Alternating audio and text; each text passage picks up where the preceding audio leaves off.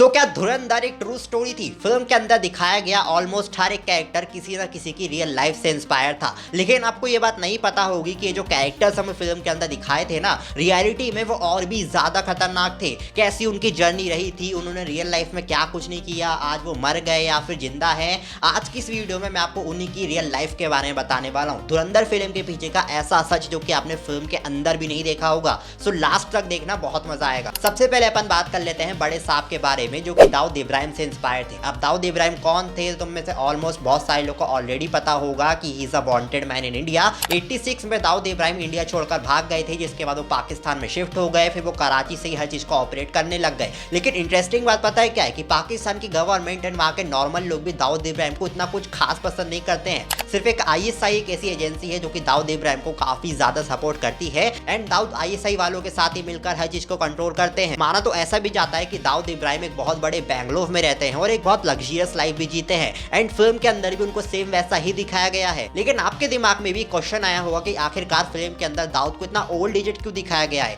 अब यहाँ पर भी ना हमें आदित्य धार की पीक डिटेलिंग देखने को मिलती है। अब देखो, फिल्म के अंदर जब दाऊद इब्राहिम की एंट्री होती है ना, तो उस टाइम 2014 या फिर 15 आ चुका है, यानी कि उस टाइम पर दाऊद की जो करंट एज रही होगी वो 60 to 65 प्लस रही होगी एंड दैट्स द रीजन कि फिल्म के अंदर उनको इतना ज्यादा ओल्ड एजेड दिखाया गया है। अब रियल लाइफ में दाऊद मर गए हैं या फिर जिंदा है, ये बात तो सिर्फ ISI वालों को ही पता है। लेकिन फिल्म के अंदर हमें ऐसा दिखाया जाता है कि जमीर साहब, जो कि खुद भी एक इंडियन एजेंट है, वो दाऊद की बॉडी में कैसा स्लो पॉइजन डाल देते हैं जो उसको धीरे धीरे करके मार रहा है एंड इसी के कारण फिल्म के अंदर हमें दाऊद इब्राहिम की ऐसी हालात देखने को मिलती है। लेकिन तुम्हें पता है क्या, ये चीज भी ना कहीं रियल लाइफ से इंस्पायर है। कुछ टाइम पहले पाकिस्तान में ऐसी अफवाह फैल गई थी कि दाऊद इब्राहिम को कराची के एक हॉस्पिटल में एडमिट किया गया है क्योंकि किसी ने उनकी बॉडी में एक स्लो पॉइजन डाल दिया था, जिसके कारण वो मरने वाले थे। हालांकि फिर बाद में ऐसा पता चला कि ये सिर्फ एक अफवाह ही थी, रियल लाइफ में ऐसा कुछ भी नहीं हुआ था। लेकिन हमारे आदित्य धार ने सोचा कि भले ही रियल लाइफ में ऐसा ना हुआ हो, लेकिन फिल्म के अंदर तो मैं इसको ऐसे ही मारूंगा। फिर इस बंदे को भी अपने पार्ट 1 के अंदर देखा होगा, जिसका नाम डेविड हैंडली था।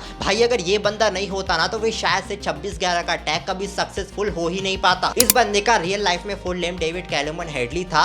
26/11 के अटैक के कुछ महीनों पहले ही बंदा एक टूरिस्ट बनकर इंडिया आ गया था, फेक नाम और फेक पासपोर्ट लेकर। अब ये एक फॉर्जनर था, इसलिए किसी ने इसके ऊपर बिल्कुल भी शक नहीं किया। कुछ दिनों तक ये बंदा मुंबई में ही रहा, ताज होटल के आसपास घूम फिर कर इसने हर एक लोकेशन के बारे में पता लगा लिया, कहां से होटल के एंट्रेंस है, कहां से मुंबई में घुसना है, किस जगह पर अटैक करना है एंड हर एक चीज की डिटेल इसने ISI वालों को दे दी। एंड फिर फाइनली 2009 में इस बंदे को शिकागो एयरपोर्ट से अरेस्ट किया गया। फिर आतिक अहमद को भी फिल्म के अंदर दिखाया गया है, जिनका नाम फिल्म के अंदर चेंज करके आतिफ अहमद कर दिया गया है। अब ये पॉलिटिशियन होने के साथ साथ एक बहुत बड़े क्रिमिनल भी थे। अब हो सकता है कि बहुत सारे लोगों को ऐसा लगता हो कि भाई इनको जानबूझ के फिल्म के अंदर क्रिमिनल की तरह दिखाया है, बट भाई ये रियल लाइफ में भी उतने ज्यादा ही खतरनाक थे। उन्होंने खुद ही बात एक्सेप्ट करी थी कि उनके connection ISI and Lashkar Taiwan के साथ थे। पाकिस्तान से जितना भी RDX असला बारूद इंडिया में आता था ना, उसकी डिलीवरी यही बंदा लेता था। पुलिस ने इनको अरेस्ट कर लिया, इनके ऊपर केसेस चल रहे थे। एक दिन इनको मेडिकल टेस्ट के लिए जाया जा रहा था, तो 2 बंदों ने इनके ऊपर अटैक कर दिया एंड इंस्टेंटली इनकी मौत हो गई। एंड फिल्म के अंदर भी इनकी मौत को एग्जैक्टली वैसा ही दिखाया गया है जैसा रियल लाइफ में हुआ था। ये देखो, जनाजे में जाना हुआ क्या? कहाँ जाने दिया जनाजे में, कहाँ जा पाए। मेन बात यह है कि फिर अगर रहमान डकैत के बारे में बात करें तो देखो, मुझे पता है कि तुम में से मैक्सिमम लोगों को रहमान डकैत के बारे में सब कुछ पता ही है कि वो कौन है, क्या करता है, लियारी में उसने क्या क्या किया। बट पता है क्या, रियल लाइफ में रहमान डकैत की जो जर्नी थी वो और भी ज्यादा इंटरेस्टिंग थी। फिल्म के अंदर तो हमें ऐसा दिखाया गया है ना कि भाई रहमान डकैत तो एक वॉयलेंट मैन था, वो लोगों को काफी ब्रूटैलिटी से मार देता था, लेकिन उसकी एक अपनी सॉफ्ट साइड भी थी। वो अपने लोगों के लिए काफी ज्यादा लॉयल था, वो बलोचों की काफी ज्यादा मदद करता था, गरीबों को काफी ज्यादा ध्यान रखता था।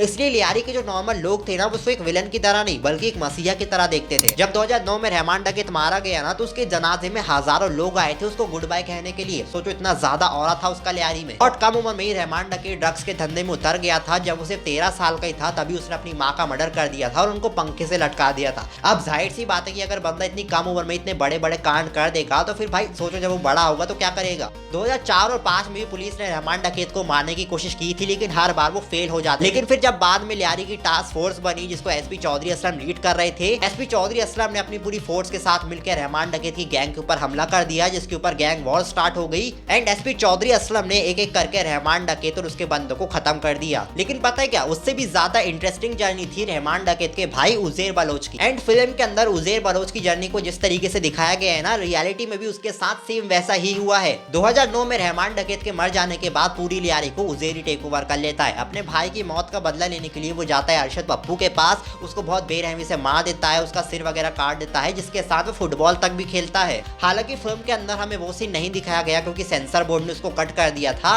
बट रियलिटी में ऐसा सच में हुआ है। जिसके बाद पाकिस्तान की गवर्नमेंट उजैर के खिलाफ अरेस्ट वारंट निकाल देती है और उसके सर के ऊपर 20 लाख का इनाम रख देती है। जिसके बाद उजैर पाकिस्तान छोड़ के भाग जाता है। फिर 2 साल बाद उसको दुबई में अरेस्ट किया जाता है। लेकिन इन दोनों ही भाइयों की जिंदगी बर्बाद करी थी सिर्फ एक ही बंदे ने, जो कि थे एसपी चौधरी असलम। एसपी चौधरी असलम ने 2005 से लेकर 2013 के बीच में लियारी की पूरी गैंग को खत्म कर दिया था, पूरी लियारी को साफ कर दिया था। कुछ लोगों का तो ऐसा भी मानना है कि एसपी चौधरी असलम जैसे ब्रेव पुलिस ऑफिसर हमारे इंडिया में भी बहुत कम होंगे। चौधरी असलम कोई छोटी मोटी शख्सियत का इंसान नहीं था। हमारे यहाँ हिंदुस्तान में खोजने जाता हूँ तो इस तरह की शख्सियत जो है पुलिस डिपार्टमेंट में मुझे बमुश्किल कोई 1 या 2 ही मिलेगी।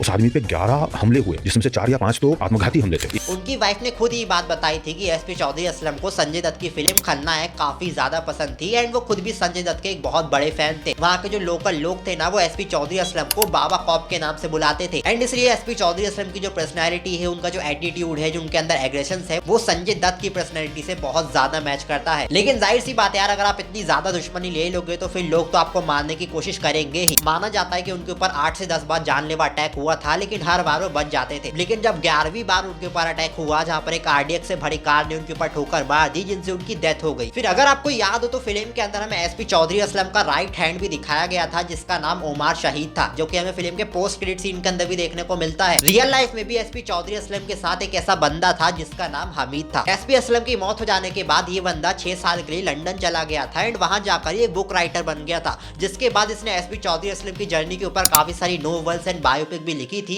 कि किस तरीके से वो केसेस को सॉल्व किया करते थे। थैंक्सफुली इस बंदे की किस्मत इतनी ज्यादा अच्छी थी कि इसके साथ कुछ भी खराब नहीं हुआ। 2016 में इसने दोबारा से पुलिस फोर्स को ज्वाइन कर लिया एंड स्टिल अभी भी लियारी में डीआईजी की पोस्ट पर है। फिर जो खानानी ब्रदर्स हमें फिल्म के अंदर दिखाए गए थे ना भाई, वो भी कोई कॉमिक कैरेक्टर नहीं थे। रियलिटी में चंगू मंगू और भी ज्यादा खतरनाक थे। ये दोनों भाई मिलकर हवाला के नोटों का एक बहुत बड़ा सिंडिकेट चलाया करते थे एंड पूरी दुनिया में नकली नोटों के एक्सपोर्ट किया करते थे। 2000 के टाइम पर उन्होंने 1500 से 2000 करोड़ तक के नोटों को इंडिया में स्मगल किया था। लिटरली 2000 करोड़। दोनों भाई अपने काम में इतने ज्यादा चैंपियन थे ना कि इनके जो नोट होते थे वो सच में बहुत ज्यादा रियल लगते थे। उनके जो नोट होते थे, उसके वाटर मार्क, उसके पेपर की क्वालिटी, हर चीज इतनी ज्यादा डिटेलिंग में होती थी ना कि भाई एटीएम मशीन तक इस चीज को नहीं पकड़ पाती थी। 2016 में अल्ताफ खनानी को यूएस गवर्नमेंट ने अरेस्ट कर लिया था। उसी टाइम पर जब हमारे इंडिया में डीमोनेटाइजेशन हुआ था, तो उसी टाइम पर जावेद खनानी पूरी तरीके से हिल गया था। नोटबंदी के 1 महीने बाद ही जावेद खनानी ने बिल्डिंग से कूदकर सुसाइड कर ली थी। पुलिस को लगा कि सुसाइड है, लेकिन उसके घर वालों का मानना था कि एक आत्महत्या थी।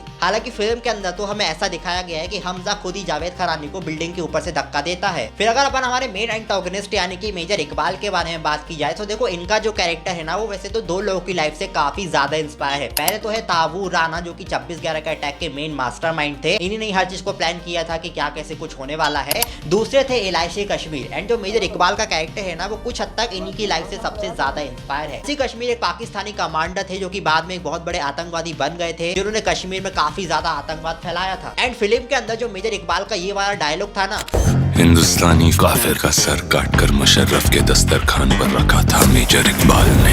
ये चीज रियलिटी में भी हो चुकी है। 27 फरवरी सन 2000 में एलआईसी कश्मीरी ने एलओसी के 17 मराठा सोल्जर्स के ऊपर जानलेवा हमला कर दिया। उन्हीं में से एक थे बास साहेब मारुति तालेकर, जिसको एलआईसी कश्मीरी ने बहुत बेरहमी से मार दिया और उनके सर को काटकर उसके साथ फुटबॉल खेली। फिर बाद में उनके सर को एक ट्रॉफी की तरह प्रेजेंट किया। सन 1919 के टाइम पर हमारी इंडियन आर्मी ने एलआईसी कश्मीर को अरेस्ट कर लिया था, जिसके बाद वो 2 साल तक जेल में भी रहे। लेकिन उसके बाद वो जेल से भाग गई, जिसके बाद उन्होंने अपने आतंकवाद को कंटिन्यू रखा। हालांकि फिर 2013 में यूएस गवर्नमेंट ने इनके ऊपर अटैक किया, जिसमें वो एक ड्रोन अटैक के ऊपर मारे गए। फिर अगर बात करें हमारे मेन प्रोटैगनिस्ट यानी कि हमजा अली मजारी के बारे में, तो देखो वैसे तो हमजा का जो कैरेक्टर है ना, वो किसी की भी रियल लाइफ से इंस्पायर है नहीं। जब फिल्म का टीजर आया था तो बहुत सारे लोगों को लगा कि ये मेजर मोहित शर्मा की लाइफ से इंस्पायर है। हालांकि फिर बाद में आदित्य धार ने बात कंफर्म कर दी कि नहीं, ये उनकी लाइफ के ऊपर बेस्ड नहीं है। लेकिन आप हमजा के कैरेक्टर को एक फिक्शनल कैरेक्टर भी नहीं कह सकते। हमजा का जो कैरेक्टर है ना वो इंस्पायर है उन स्पाइस की लाइफ से जो दूसरी कंट्री में जाकर बतौर एक स्पाई बनकर काम कर रहे हैं एंड इंडिया को प्रोटेक्ट कर रहे हैं, जिनके बारे में हम नहीं जानते और शायद आगे जाकर भी नहीं जान पाएंगे। उनकी अपनी एक लाइफ दिखाने के लिए हमजा का कैरेक्टर बनाया गया था एक ट्रिब्यूट के तौर पर। एंड इसीलिए हम सबको मिलकर आदित्य धार को एक बहुत बड़ा थैंक यू बोलना चाहिए, क्योंकि उन्होंने हमें फिल्म के अंदर एक रियल स्पाई की कहानी दिखाई है। क्योंकि हमको तो हमेशा से ऐसे ही लगता था कि भाई स्पाई तो उस तरीके का ही होता है। खैर छोड़ो, उसके बारे में बात नहीं करते हैं। आपको वीडियो कैसी लगी नीचे कमेंट करके जरूर से बताना है। वीडियो पसंद आई हो तो वीडियो को लाइक करके हमारे चैनल को भी सब्सक्राइब कर देना ऐसी और इंटरेस्टिंग वीडियोस के लिए। बाकी मैं मिलता हूं आप लोगों से किसी नेक्स्ट वीडियो में। बाय।